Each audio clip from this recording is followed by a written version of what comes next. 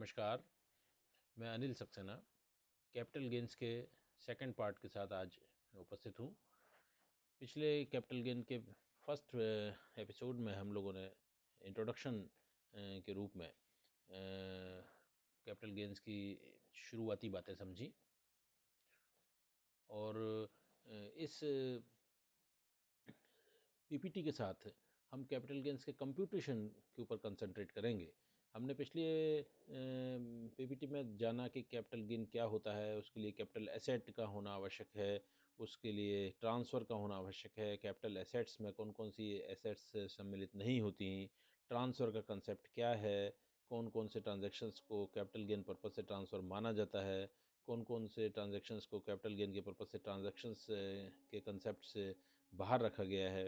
ये सारी चीज़ें जो हमने लास्ट पीपीटी के अंदर डिस्कस की। आज इस कैपिटल गेन्स के सेकंड पार्ट में हम लोग शॉर्ट टर्म कैपिटल गेन और लॉन्ग टर्म कैपिटल गेन के कंप्यूटेशन की चर्चा करेंगे। तो शॉर्ट टर्म कैपिटल गेन और लॉन्ग टर्म कैपिटल गेन को दोनों को अलग अलग हमने पिछली पीपीटी में देखा कि depending upon the nature of assets कि एसेट्स जो ट्रांसफ़र हुई वो शॉर्ट टर्म कैपिटल एसेट थी या लॉन्ग टर्म कैपिटल एसेट थी।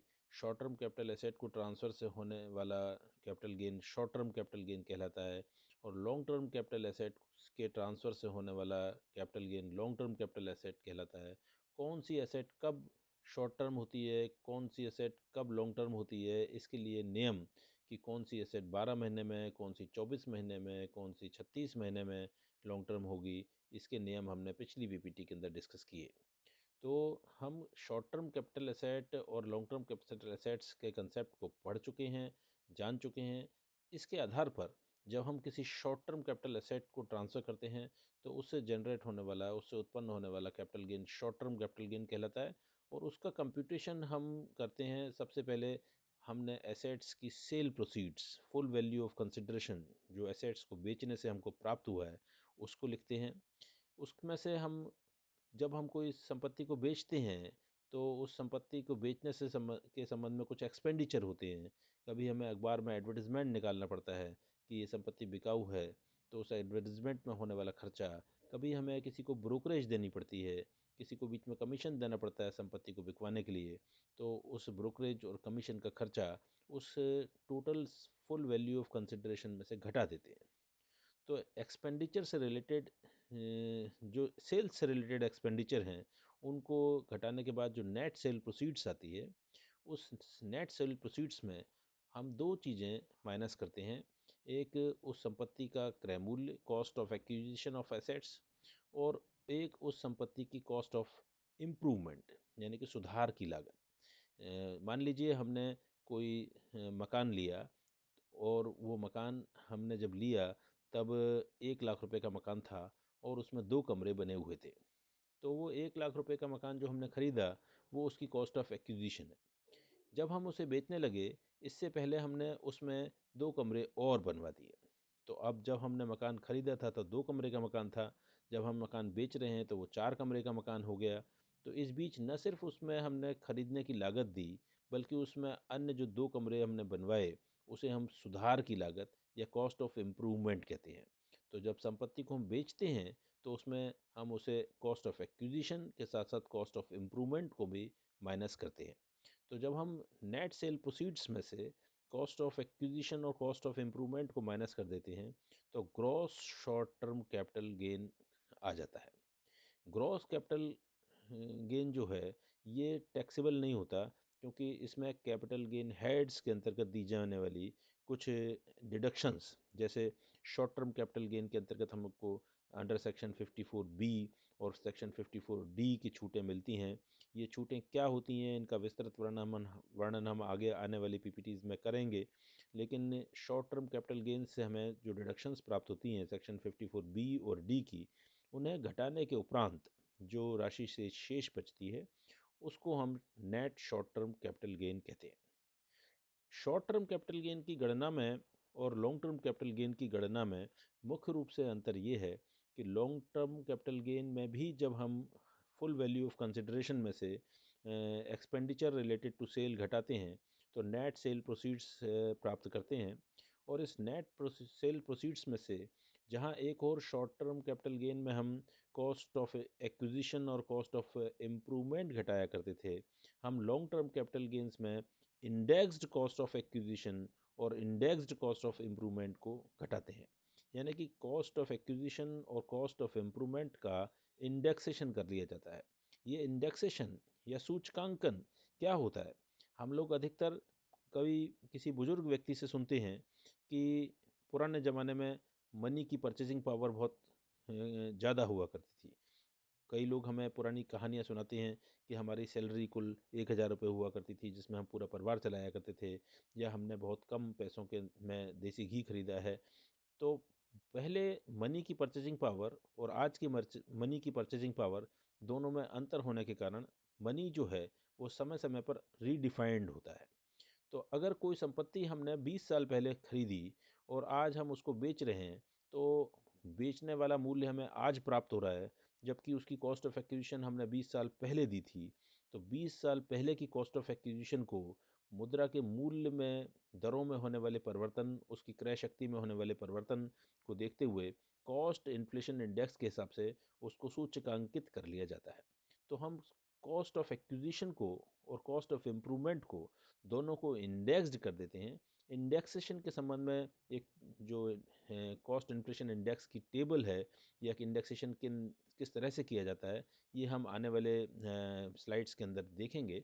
लेकिन हम यहाँ पर ब्रॉडली इतना कह सकते हैं कि लॉन्ग टर्म कैपिटल गेंस की गणना करते समय हम कॉस्ट ऑफ एक्विजिशन को और कॉस्ट ऑफ इम्प्रूवमेंट को इंडेक्स्ड कर देते हैं।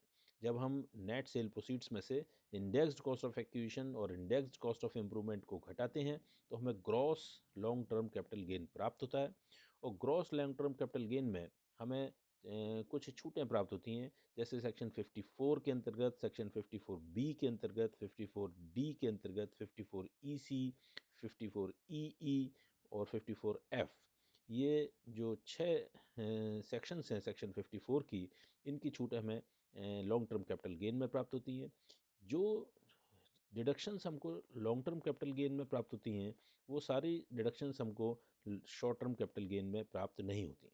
लेकिन जो डिडक्शंस हमको शॉर्ट टर्म कैपिटल गेन में प्राप्त होती हैं सेक्शन 54B और 54D की, वो हमें लॉन्ग टर्म में भी प्राप्त होती हैं। तो इस प्रकार से हम कह सकते हैं कि सेक्शन 54B और 54D की डिडक्शंस तो हमें शॉर्ट टर्म में भी प्राप्त होती है, और 54B और D के अतिरिक्त सेक्शन 54, 54EC, 54EE और 54F की डिडक्शन हमें सिर्फ लॉन्ग टर्म कैपिटल गेन्स में से मिलती है, जिन्हें घटाने के बाद हम net taxable short long term capital gain तक पहुंचते हैं। तो ये है बेसिक स्ट्रक्चर, जिसके अंतर्गत हम शॉर्ट टर्म कैपिटल गेन और लॉन्ग टर्म कैपिटल गेन का कंप्यूटेशन करते हैं। इस फॉर्मेट पे हम गणना करके सवाल भी हल करेंगे और long term capital gain, short term capital gain की गणना भी करेंगे। इस पूरे कंप्यूटेशन के अंतर्गत जो ध्यान देने योग्य बातें हैं, जो नोटेबल पॉइंट्स हैं, उन्हें हम एक बार और डिस्कस करते हैं। सबसे पहला पॉइंट ये है कि computation of capital gains on shares and securities held by an NRI। जब कोई अनिवासी भारतीय के द्वारा कोई भारतीय कंपनी के शेयर्स या सिक्योरिटीज़ का फॉरेन एक्सचेंज के अंदर क्रय विक्रय किया जाता है, तो ऐसी दशा में हम संपूर्ण कैपिटल गेन की, अभी जो हमने पिछली स्लाइड में गणना की, ये सारा कैपिटल गेन की गणना फॉरेन एक्सचेंज में करते हैं। यदि ये सारे ट्रांजैक्शन डॉलर्स में या पाउंड्स में या किसी विदेशी मुद्रा में हुए हैं, तो हम फॉरेन करेंसी के अंतर्गत ही सेल प्रोसीड्स, फॉरेन करेंसी के अंतर्गत ही cost of acquisition, cost of improvement को कैलकुलेट करते हैं। तो इस प्रकार से फॉरेन करेंसी में जब हम कैलकुलेशंस करेंगे, तो हमारा शॉर्ट टर्म कैपिटल गेन या लॉन्ग टर्म कैपिटल गेन भी फॉरेन करेंसी में ही निकल के आएगा। जब हम शॉर्ट टर्म कैपिटल गेन और लॉन्ग टर्म कैपिटल गेन की गणना कर लेते हैं, तो गणना किए हुए STCG या LTCG को हम फिर भारतीय मुद्रा में, रुपयों में तब्दील कर लेते हैं, और इस प्रकार NRI के शेयर्स एंड सिक्योरिटीज़ पे होने वाला कैपिटल गेन की गणना फॉरेन एक्सचेंज में करने के बाद उसको इंडियन करेंसी में तब्दील किया जाता है। बॉन्ड्स एंड डिबेंचर्स का हम कभी भी इंडेक्सेशन नहीं करते। ये ईयरली इनके ऊपर इंटरेस्ट हमको प्राप्त होते रहते हैं, तो इंडेक्स्ड वैल्यू न निकाल के हम इनको बिना सूचकांकित लागत के साथ ही शॉर्ट टर्म कैपिटल गेन और लॉन्ग टर्म कैपिटल गेन की गणना करते हैं। एक और नोटेबल पॉइंट ये है कि जब हमने हाँ, ये डिस्कस किया कि शॉर्ट टर्म कैपिटल एसेट्स और लॉन्ग टर्म कैपिटल एसेट्स में 12 मंथ्स के आधार पर, 24 मंथ्स के आधार पर, 36 मंथ्स के आधार पर हम कैपिटल एसेट्स को लॉन्ग टर्म या शॉर्ट टर्म सेग्रीगेट करते हैं। तो इस समय हमको ये ध्यान रखने की वाली बात है कि बिजनेस में यूज़ होने वाली डेप्रीसिएबल एसेट्स, ऐसी सारी ह्रास योग्य संपत्तियां जिनका हम बिजनेस में प्रयोग कर रहे हैं, वो कभी भी लॉन्ग टर्म नहीं होती। यदि किसी ह्रास योग्य संपत्ति को हम पिछले 10 साल से भी प्रयोग कर रहे हैं और प्रयोग करने के बाद ऐसी यूज्ड एसेट को हम जब बेचते हैं, तो उससे उत्पन्न होने वाला कैपिटल गेन सदैव शॉर्ट टर्म कैपिटल गेन होता है। डेप्रीसिएबल एसेट कभी भी लॉन्ग टर्म कैपिटल एसेट नहीं बनती। और लैंड एंड बिल्डिंग, जिसको अभी हमने नियमों में पढ़ा कि 24 मंथ्स के आधार पर वो शॉर्ट टर्म और लॉन्ग टर्म का निर्धारण होता है, यही लैंड एंड बिल्डिंग 1 अप्रैल 2017 से पहले 36 मंथ्स के आधार पर शॉर्ट टर्म और लॉन्ग टर्म में सेग्रीगेट की जाती थी। 1 अप्रैल 2017 के बाद से आयकर के नियमों में हुआ परिवर्तन, और उसके बाद लैंड एंड बिल्डिंग पर होने वाला पूंजी लाभ कब अल्पकालीन होगा, कब दीर्घकालीन होगा, इसका निर्धारण हम depending upon 24 months of holding period, कि अगर हमने उस संपत्ति को 24 महीने या 24 महीने से कम अपने पास रखा है, तो उससे उत्पन्न होने वाला कैपिटल गेन शॉर्ट टर्म, और 24 महीने से अधिक अवधि पर रखने के बाद land and building long term capital gain की को जनरेट करती है। ठीक इसी प्रकार से शॉर्ट टर्म कैपिटल गेन और लॉन्ग टर्म कैपिटल गेन को हम कभी भी बिना सेग्रीगेट किए या अलग अलग किए नहीं निकाल सकते, क्योंकि शॉर्ट टर्म कैपिटल गेन और लॉन्ग टर्म कैपिटल गेन पे टैक्स की रेट्स अलग अलग होती हैं, और इनसे उत्पन्न होने वाले जो लॉसेस होते हैं उनको set of and carry forward करने के संबंध में नियम भी बिल्कुल ऑल टुगेदर डिफरेंट हैं। तो कभी भी हम शॉर्ट टर्म को लॉन्ग टर्म के साथ या लॉन्ग टर्म को शॉर्ट टर्म के साथ मर्ज नहीं कर सकते। हमको कैपिटल गेन्स की गणना करते समय ये ज़रूरी है कि सबसे पहले हम इस बात को निर्धारित करें कि जो कैपिटल गेन की हम गणना कर रहे हैं वो अल्पकालीन है या दीर्घकालीन। तो आज हम की स्टडीज़ में हमने एक फॉर्मेट पढ़ा, जिसके अंतर्गत हमने देखा कि शॉर्ट टर्म कैपिटल गेन और लॉन्ग टर्म कैपिटल गेन की गणना हम किस प्रकार से करते हैं, और उसके संबंध में कुछ नोटेबल पॉइंट्स की हमने चर्चा की। अब इस फॉर्मेट के अंतर्गत आने वाले डिफरेंट चीज़ें, जैसे इंडेक्सेशन है, कॉस्ट ऑफ एक्विजिशन है, डिफरेंट टाइप की एसेट्स का कॉस्ट ऑफ एक्विजिशन कैसे निर्धारित किया जाता है, इन सब के संबंध में जो डिटेल्ड रूल्स हैं उनकी चर्चा हम आने वाली पीपीटीज में करेंगे।